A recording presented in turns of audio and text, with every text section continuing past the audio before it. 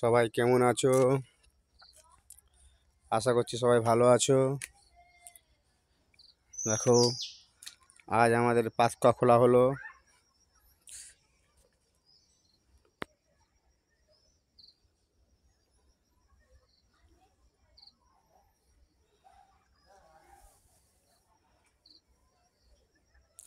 এতটা লেয়ার জল উঠে গেছে।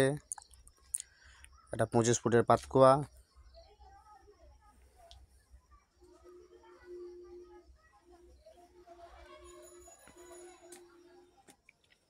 এটা শোক চেম্বার করেছি 10 ফুট।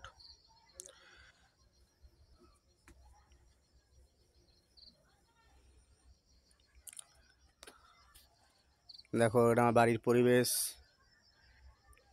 বাড়িতে এসেছি।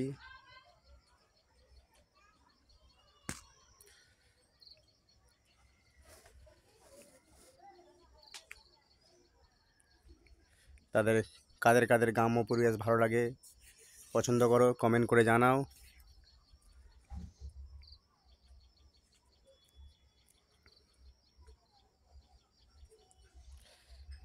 বাড়ির সামনে পুকুরটা আমাদের নয়, লোকের পুকুর।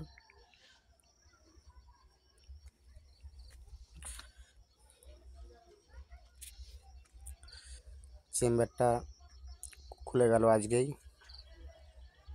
পাতকুয়াটা।